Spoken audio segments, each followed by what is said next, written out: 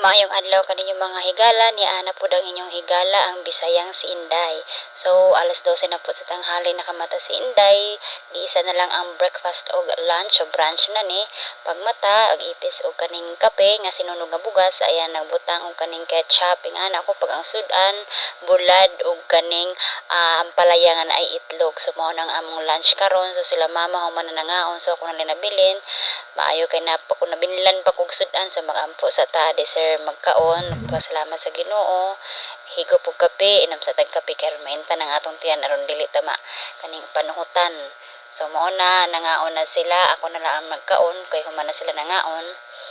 Mao na ang routine every day. So sila mama nang hingi ki na kay human na sila nangaon, so ako na lang ani ang magkaon. So istorya sa sila sa kilid para na ako'y kaupan magkaon, lami man mo kaon og kaning naay ka kamaritisan naay ka istorya kay madaghan mo kaon nag-introduce ni Inday ang kating ko bikan naman.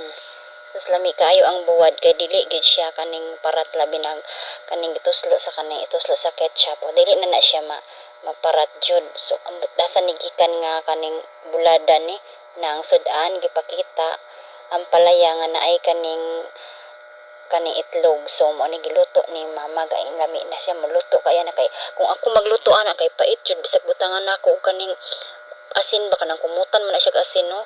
Pero si mama magluto wala jud pait ka lami gid na siya maluto ang palaya nga naay itlog. So ang buwad sa motong buwad nga pinikas ang motong sana nga klaseng isda sa buwad mura magtilapia nga buwad, pero lami siya kay nga buwad kay dili siya as in parat kay hugasan man pud namo adi sir may magprito kaning buwad amo sang kaning hugasan adi sir pritoon para dili siya tanto nga kaning alat kayo kanang parat kaayo ba.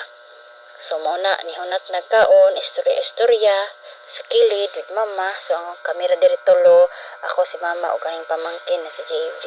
So while ga istorya higop-higop pud si mama og kape kay nagkape pa pud siya sa kilid ako wala pa din nahurot ang iyang kape.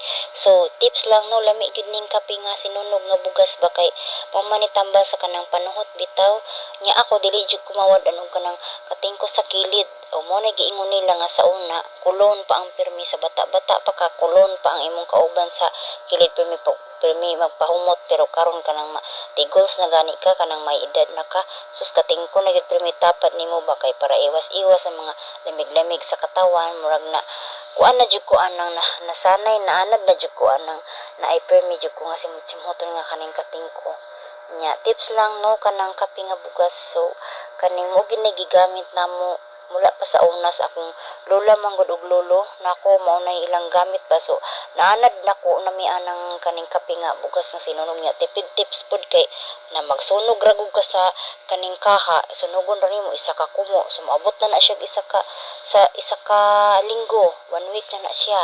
O di ba tipid tips kayo tapos tambal pag siya kay natural gid labi nagbutangan na nimo og kaning dahong Maria kanang hilbas man na sa Bisaya ng dahong Maria natambal gid kay na siya sa panuhot.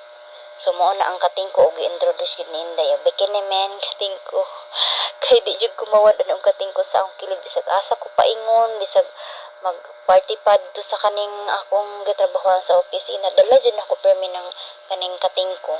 So ako na nang kaning best buddy na gid nako na siya ba ng kating ko. So ni segue gid sa nang kating ko no gi-introduce gid promote jud ang kating ko. So maura to siya ang about sa akong gi-commercial nga kanang kape nga bugas ug kanang kating ko. Pila kay TF ani sa pagpromote ani. Joke lang. So lami kayo ang kaon nako no kay branch naman good ni kay dili pug ko nila mama pugkawon kay kabalo gid na sila nga kaning buntag na jud ko matulog. So mao na pagmata nako mag ano pagbangon jud nako magpresa tapos maghipos sa kaning higaan sa kwarto tapos kaning kure-kure ginagmay extracurricular sa kaning kusina tapos mo day na mag-ipis dayon anang mag-init dayon ko anang kape nga sinunog nga bugas kay lami magina siya kaning imnon na kanang paak-paak pa jud ang init sa kaning dila ba. So labi na siya kaning bag-o bitaw na siyang sinunog. So mura gid siya kanang kape gid kay nga pure nga kape nga pait-pait. Tas dili pug ko hiling magbutang og kaning asukal. Gamay lang kaayo nga asukal nga akong ibutang. So mag-ilog jud ang kaning kapait jud niya, nalami kaayo imnon labi nag-init kaayo. So mao gini among permi kape since then nagamay pa ko ana akong lulo ug lula. Ang akong lulo ug lula mao na gini kape nila. So mao na gid siguro na naanda namo. So di ba tipid tips po siya kay dili na ka mopalit. So magkuha ra ka sa inyong bugasan og kuan kaning magsunog ra kag bugas sa kakumo good for ano na sa muha kanang 1 week nang usa ka kumo nga sinunog nga bugas. So di ba? So as what you see, nalingaw jud og kaon ug ingkit-ingkit anang lami kaayo nga kaning bulad ug kanang niluto ni mama nga ampalaya nga naay kaning itlog. So ganahan jud ko si mama magluto anang ampalaya nga naay itlog kay dili gid as in dili gid nimo malasahan nga naay pait gid sa ampalaya. Kaning nindot jud kay na siya magluto ako. Sige na mapugog luto ana pero dili jud ko iya ko sawayon kay pait man dili na ang tips ana dili siya kaning kuraw-kurawon. Una siya para dili siya mopait tapos kupusan na siya og asin pero si mama lahi gid siya kaning timpla gyud anang ampalaya basta siya magluto basta kaya pagka maunay among sudan so siya jay ang magluto ana kay lami siya magluto anang ampalaya nga itlog. So naghinuktok sa si Inday unsa kay gihinuktok na Inday hungit na pod. So birada siya kaon kay pagkahuman ana na po siya kuri-kurion nga mga extracurricular activities ug na po siya mga kaning trabahoon pa moadto na pud na siya mag dot sa iyang iPad kay na pa siya trabahoon. So ingana ang routine kada adlaw bisag work from home ka. So ano gihapon bisihon ang kinabuhi kay ingana man ginding life kailangan magpaka-busy ka sa life kay mahal na kay ang mga paliton. So kinahanglan gyud magkugi magtrabaho magbinilaray nagtrabaho gid aron ay pamugas ba o di ba? So ang akong mga kauban sa kilid nangawala na asa na to sila. Asa na to si mama siguro to atos kaning sala or kusina. So si JB o sige nami itoy sa kaning baba kaning bagunggi hinatag sa akong pinsan gikan po na siya dito sa akong pinsan. So nag-atiman siya sa itoy iya siguro nang gipakaon ng itoy.